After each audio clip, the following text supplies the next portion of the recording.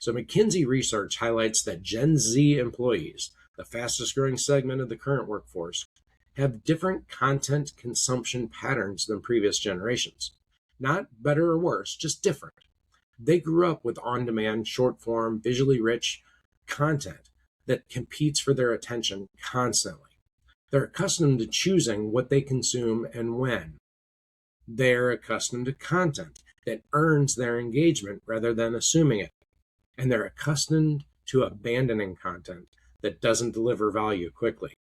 A training program that asks a 24-year-old new employee to sit through a 45-minute recorded webinar about a software tool is asking them to consume content in a format that's generally foreign to them and how they engage with information in every other context of their lives. That's a mismatch between the format and the audience.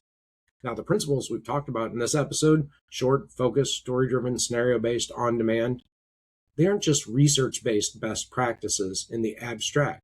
They're directly aligned with how the current and emerging workforce actually learns. Organizations that build training this way aren't just being clever about instructional design, they're building training that's actually compatible with the people who need to receive it. And here's the thing that often gets missed in generational learning conversations. These principles work for everyone, not just younger employees. Shorter is better for a 55-year-old senior manager between meetings. Story resonates for a 40-year-old operations director who processes 10 times more information than they did 20 years ago. Scenario-based learning is effective for anyone whose brain is wired to learn from experience rather than abstraction. The younger generations didn't invent these needs. They just make them impossible to ignore. All right, the research is clear. Adults forget 90% of what they learned in a week without reinforcement. Humans are 22 times more likely to remember a fact in a story. Videos between 2 and 6 minutes produce the best engagement and retention. Microlearning reduces cognitive overload by 37%. Spaced repetition improves long-term retention by 200% compared to single-session learning. Completion rates for short-form learning modules are 4 times higher than traditional long-form courses. And while the specific percentages of the learning pyramid are debated, the principle underneath them is rock solid. Passive learning produces dramatically lower retention than active learning, and that holds up across every credible study that's ever been looked at. Kind of like this podcast. You can sit through the whole thing. Great. You might not remember it all, but I chunk them up, and I also post the chunks out there that you can look up and find as needed for the better retention and active learning.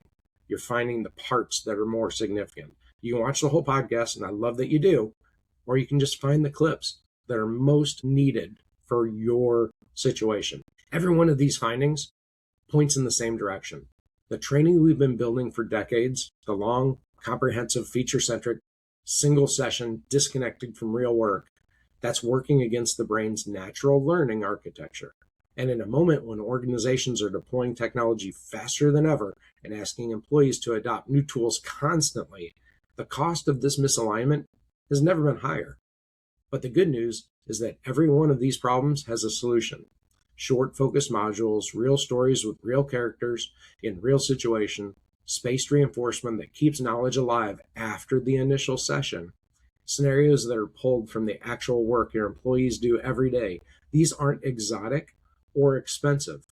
They just require a different kind of investment, more intentionality up front, more willingness to rethink the format, and more commitment to measuring outcomes rather than just completion. So if you're responsible for that technology training in your organization, or if you're the person who keeps watching technology go underused because the training didn't stick, I'm hoping this episode gives you both the evidence and the framework to do something differently. The science is on your side. The attention spans of your employees are waiting for something worth paying attention to. Build that.